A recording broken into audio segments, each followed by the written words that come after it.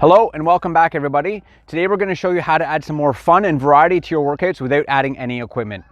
In this video we're going to review some animal flow movements, which is a system developed by Mike Fitch, which is a great way to increase core strength, improve mobility and stability, and even get your heart rate up all in the same workout. Another great aspect of animal flow movements is its versatility, which means that it can be done as a workout, as a standalone workout, especially if you're at home or traveling because you don't need any equipment.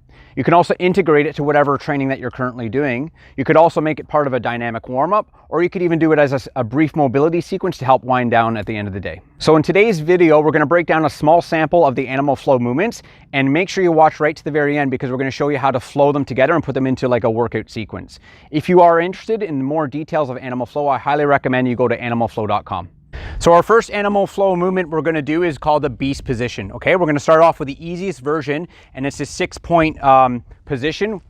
Okay, so that 6 points are, the first two are our hands. So what we want is our fingers pointed straight ahead, elbows, pits are pointed forward, shoulders stacked over the wrists, and again our hand placement is about shoulder width.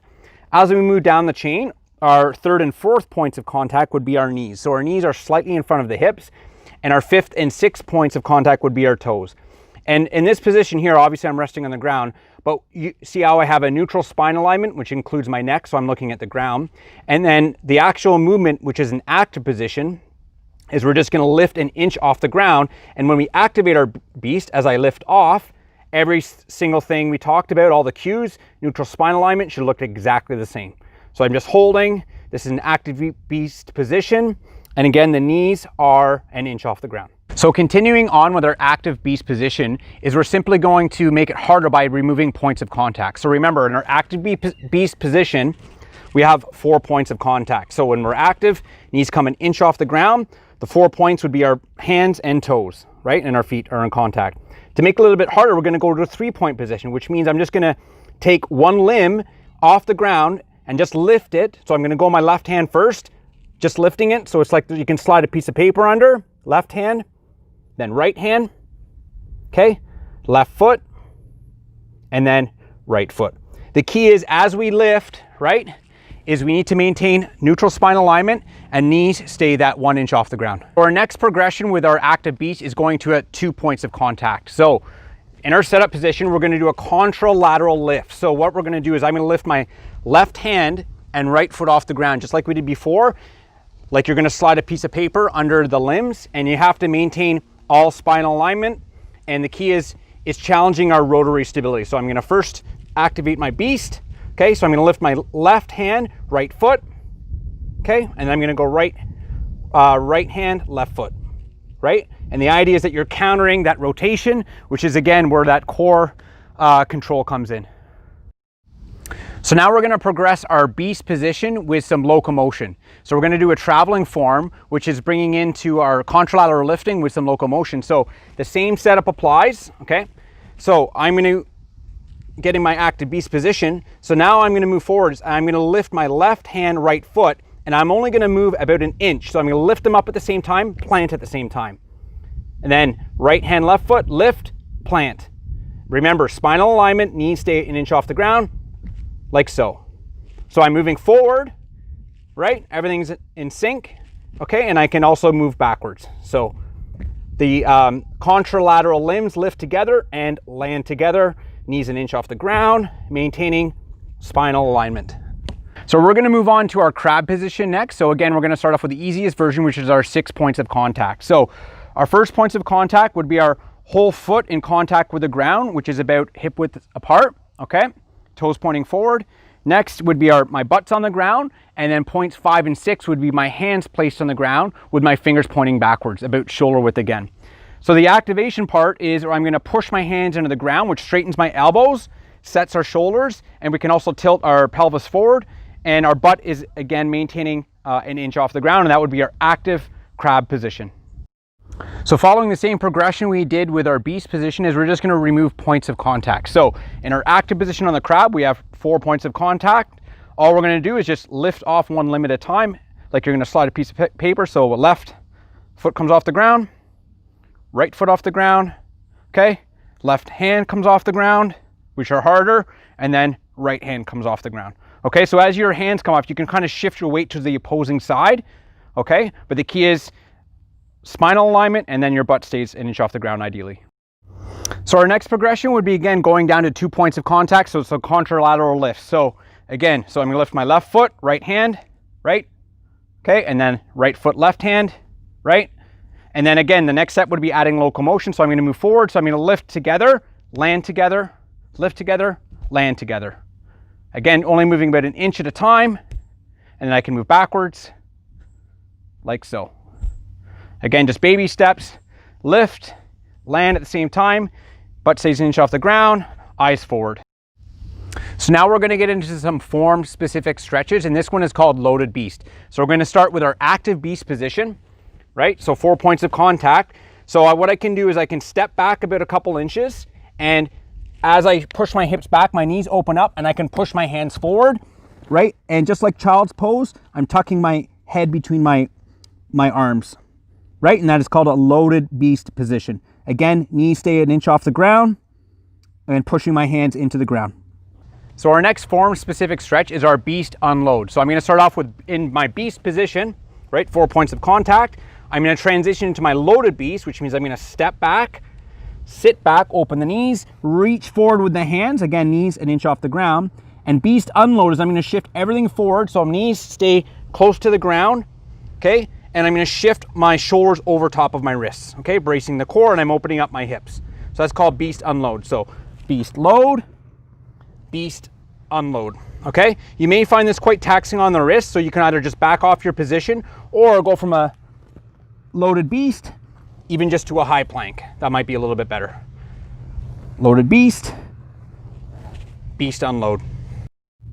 Our beast reaches next. So again, this comes from our loaded beast position. So again, stepping back, sitting back, opening up the knees, pushing the hands forward. This time we're going to shoot everything forward, and then we're going to reach our one knee past the elbow of our one arm, and then the back leg stays straight, right? So we're going to sit back, shoot forward, elbow high to the elbow on the opposing side, right? So beast reach, like so. Crab reaches are next, and this is one of my favorite ones because it basically activates everything on the posterior side of the body and opens up everything on the anterior side. So in our crab position, or active crab position, is we're going to come to a 3-point position by just taking one hand and holding it like this in the guarded position. So we're going to extend the hips up as high as possible to a 3-point bridge. So we need to get to this point, right? So the key is that all the points of contact on our foot are maintained, right? And we're shifting weight onto the one shoulder. So if we can get to this position, we want to extend even further by rotating our shoulders a bit more over. So we're stacking our shoulders over top, lifting the hips as high as possible, and we're looking, my eyes are looking now at my hand, and my hand, this hand here is framing my head, right? And the goal is to get the hips as high as possible while maintaining all points of contact with my hand and both feet, and then coming back like so. Okay, so we're going to get in some basic underswitches, which is a way of transitioning basically from a beast position to a crab position, or from a crab to a beast. So I'm going to start off in beast position. So getting in my 4-point position, right? Knees an inch off the ground. So we have to start this with a contralateral lift. So I'm going to lift my left hand and right foot off the ground. And as I lift, your body wants to spin, right? So we're going to allow the leg to trans towards the midline of my body, and I'm going to spin under. So you notice I have to lift this back heel. So as I come under, this heel lands first, then the hand and foot land at the same time, and I should be squared up in my active crab position.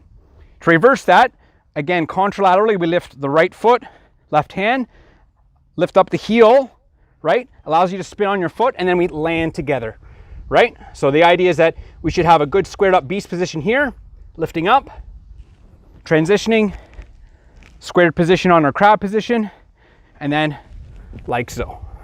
Okay, our next movement is called our animal flow front steps. So we need to be a loaded beast position first to start. So I'm going to load my beast. So what I'm going to do is I'm going to spring forward. I'm going to push forward with both feet. Okay, as I shoot forward, I'm going to replace my hand with my foot and stomp forward. Chest is up, eyes are up in this position here. So it's going to open up the adductors, also open up the hip flexor on the back foot. So to reverse that, hand places down, sit back, load the beast, right? Front step, sit back, load the beast, front step, like so. The key is, as we sit back, we still want to maintain knees an inch off the ground, like so. Load the beast, inch off the ground, eyes forward at the top.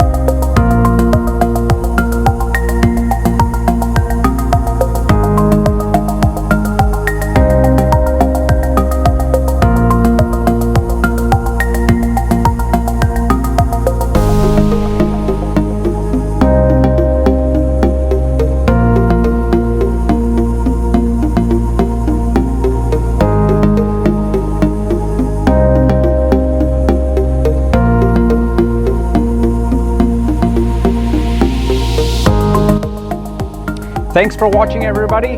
Remember, this was just a small sample of the animal flow movements. If you want more detail, I highly suggest you go to animalflow.com. Other than that, guys, please comment to let us know how you're doing, and please subscribe. Thank you.